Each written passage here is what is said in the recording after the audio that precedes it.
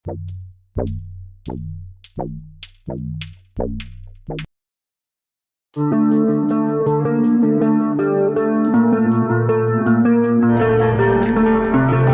pagi, selamat siang, selamat sore, selamat malam. Gimana kabar kalian para people rebahan?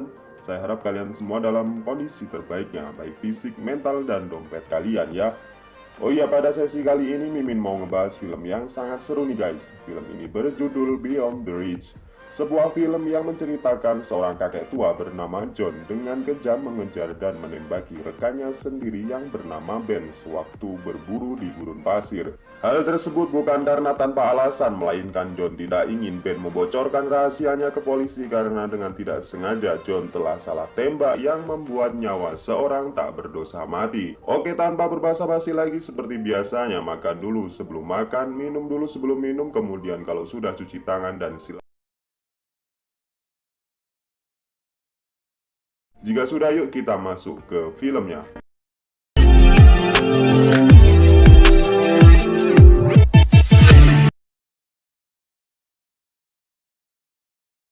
Di awal film kita diperlihatkan seorang pemuda yang kerjaannya rebahan. Ia bernama Ben. Ini dia orangnya. Di siang itu Ben terbangun dan melihat pacarnya di luar. Ia berniat meninggalkan Ben dan pergi ke kota untuk kembali melanjutkan kuliahnya. Dan selepas kepergian pacarnya tersebut, ia harus tinggal sendirian di gurun yang gersang itu.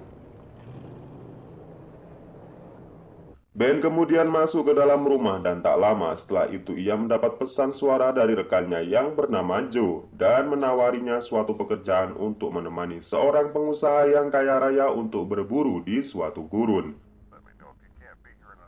Ben yang masih galau kemudian membiarkan pesan tersebut dan mengabaikannya. Di suatu tempat makan, Ben yang galau terus menghubungi pacarnya karena hanya ingin mendengar kabarnya saja. Namun pacarnya tak juga menghubungi Ben. Karena ia tidak memiliki uang lagi, akhirnya Ben menemui Joe untuk memastikan tawaran sebelumnya. Joe di sini adalah seorang sheriff lokal di kota itu. Di sana juga Ben bertemu dengan orang yang akan menyewa jasanya itu. Ia bernama John Medic. Setelah saling sepakat dengan harga yang akan dibayarkan, John dan Ben OTW ke tempat perburuan yang mereka maksud.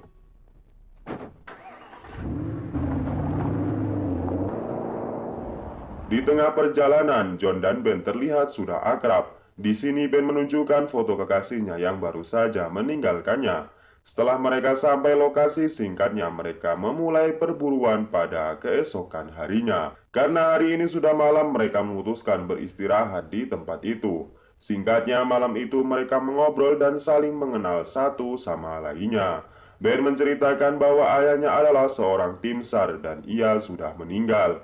Ben juga mengatakan bahwa tak lama sebelumnya terdapat kejadian di mana satu keluarga yang meninggal misterius di gurun itu. Saat Ben tertidur, ia tidak sengaja bermimpi berasolele dengan kekasihnya. Namun seketika ia bangun karena mendengar suara air yang mengucur. Dan setelah bangun ternyata John sedang menyeduh kopi di kegelapan malam. Keesokan harinya, mereka pun memulai perburuan. Dengan berjalan kaki, mereka mengamati setiap pergerakan yang kemungkinan hewan buruan. Saat mereka berjalan, tiba-tiba John menembakkan senjatanya ke barang-barang rongsok. Hal tersebut membuat Ben marah karena membuat hewan buruan takut dan berlari. Ben kemudian bertanya kepada John sudah berapa lama ia berburu. John kemudian mengatakan ia sudah berburu sebelum Ben memakai popok. John juga mengatakan akan menembak hewan buruan besar dan akan ditempelkannya di dinding rumahnya. Ben kemudian bertanya tentang surat izin yang dimilikinya. John yang kesal karena ia tidak mempunyai surat izin kemudian menyogoknya dengan beberapa lembar dolar. Dan Ben yang pengangguran mudah saja disogok dan kemudian melanjutkan perjalanannya. Sampailah mereka di suatu bukit dan memantau buruan di balik batu. Ben yang bertugas dengan teropong sedangkan John bersiap dengan senjatanya. Tak lama kemudian mereka mendengar suara pasir yang longsor. John kemudian langsung menembaknya padahal Ben belum memastikan itu adalah hewan buruan atau bukan. John pun kemudian menghampiri sesuatu yang telah ditembaknya untuk memastikan hewan buruan apa yang sudah ia tembak. Namun saat mereka sampai ternyata ya, yang telah ditembak John adalah seorang parubaya. Pria itu bernama Charlie. Ben mengenalnya, ia mempunyai rumah yang tak jauh dari gurun itu. Ben kemudian berencana akan membawa Charlie ke kota, dan John pun langsung memberikan kunci mobilnya. Namun saat John mengambil mobil, tiba-tiba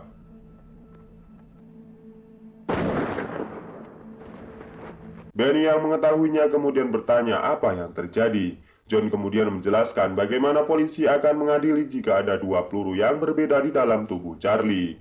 Dari sini, John berniat menjebak Ben agar ia tidak membawa Charlie ke kota untuk diinvestigasi. John juga membuat kesepakatan dengan Ben di mana ia akan dimasukkan ke dalam universitas dan diberikan sejumlah uang untuk kehidupannya yang layak bersama pacarnya.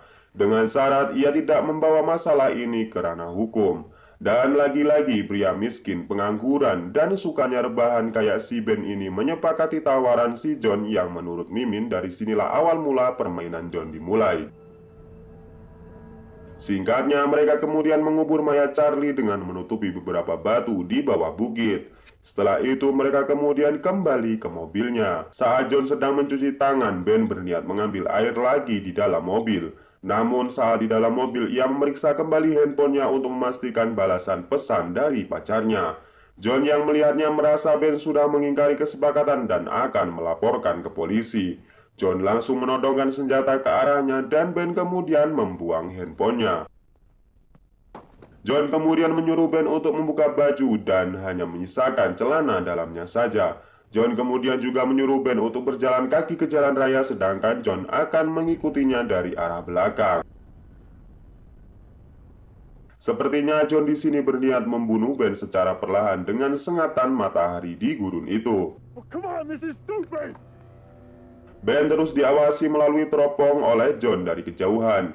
Namun John kemudian mendapat telepon dari rekan bisnisnya. Saat selesai menelpon, John sadar bahwa Ben sekarang sudah tidak terlihat dan sedang melarikan diri. Ia pun kemudian langsung memacu mobilnya untuk mengejar Ben. Ben di sini masuk ke dalam gua di area perbukitan itu. Setelah berhasil masuk, Ben menendang pintu itu agar kembali tertutup dan John tidak mengetahuinya. Namun sialnya John menyadari adanya kepulan debu dan mengetahui bahwa Ben berada di dalamnya. Ben terus merangkak dan ternyata gua tersebut merupakan jalan pintas menuju rumah Charlie, pria yang telah tewas ditembak oleh John tadi. Di sana Ben mencari air minum dan pakaian serta ia menemukan peta barang-barang yang sudah Charlie kubur. Di sisi lain John terus mengawasi lokasi itu dan menemukan sebuah pondok tua yang kemungkinan besar Ben berada di sana. John kemudian memasuki pondok itu dan menemukan sebuah peledak. John membakar peledak itu dan membawa sebagian lainnya. Ben yang mengetahuinya kemudian berusaha mematikan sumbu peledak yang sudah terbakar. Usaha tersebut sia-sia dan membuat ia berlari terbirit-birit, termencret-mencret, terkencing-kencing segera keluar dari pondok Charlie.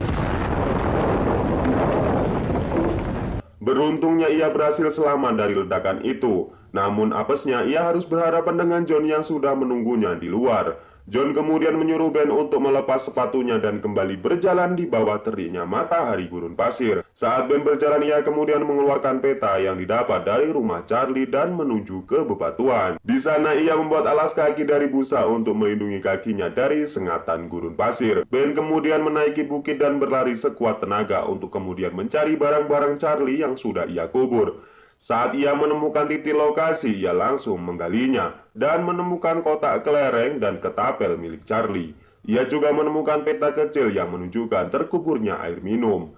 Bergegas Ben mencarinya dan benar saja di sana terdapat 1 galon air minum yang sudah Charlie simpan. Namun di saat enak-enaknya minum air itu, John kemudian menembak galon itu dan membuat galon beserta air di dalamnya tumpah ke tanah. Ben yang melihatnya hanya terdiam dan tidak bisa berbuat apa-apa.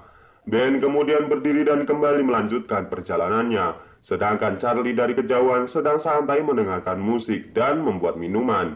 Ben yang terus berjalan sepertinya sudah diambang batas energi manusia pada normalnya. Namun di saat itu juga ia melihat sebuah bukit di depannya. Dan dengan kekuatan ketekatan serta doa ibu, Ben kemudian sekuat tenaga berlari menuju bukit itu. Namun apalah daya, tak kuasa dan tak berdaya, Ben yang bukan superhero pun akhirnya terkapar dan pingsan. John yang melihat Ben terkapar kemudian menembaki di area Ben pingsan untuk memastikan apakah Ben benar-benar sudah mati atau hanya pura-pura saja. Dan setelah beberapa kali tembakan, Ben masih saja tak bergerak. John yakin bahwa anak malang itu sudah tewas dimakan gurun pasir yang ganas ini. Di alam bawah sadar, ia bermimpi sedang berendam bersama dengan pacarnya di gua tebing itu. Di sisi lain, John yang sedang kembali ke mobilnya sedang menelpon seseorang. Dan betapa kagetnya saat ia melihat dengan teropongnya kembali Ben sudah tidak berada di posisinya.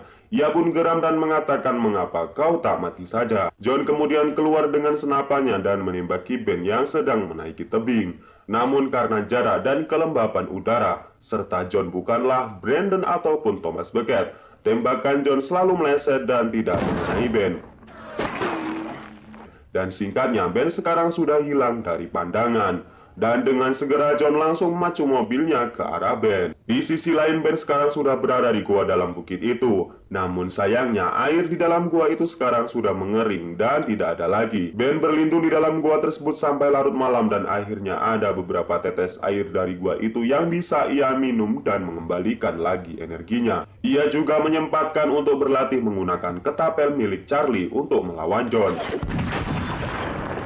Terlepas dari itu, John ternyata juga sedang berjaga di luar dengan harapan Ben keluar dan langsung menembaknya tanpa ampun lagi. Namun saat John sedang buang air kecil, tanpa disadari Ben keluar dari gua dan langsung menuju mobil John untuk mengambil jaket dan bersembunyi di mobil itu. John yang selesai kencing kemudian masuk ke mobil untuk mengambil sebuah minuman.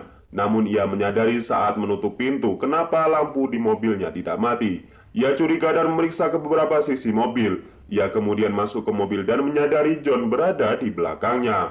John langsung menyalakan mobil dan menabrak Ben. Namun Ben dengan sigap langsung berbaring ke celah mobil untuk menghindarinya dan berlari kembali ke celah-celah gua. Dan kemudian John yang sudah sangat kesal dibuatnya melempari bom ke arahnya bersembunyi.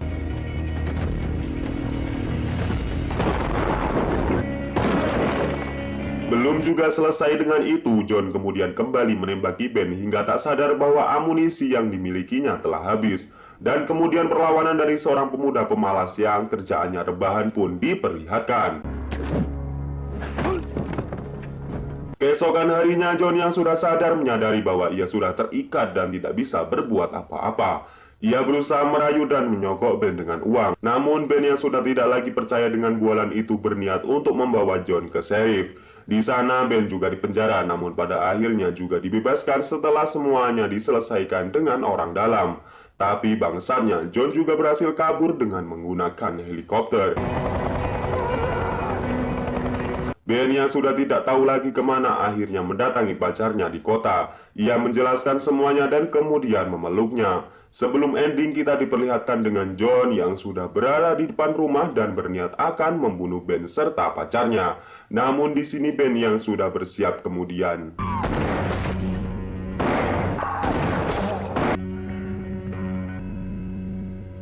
Dan film ini pun selesai guys.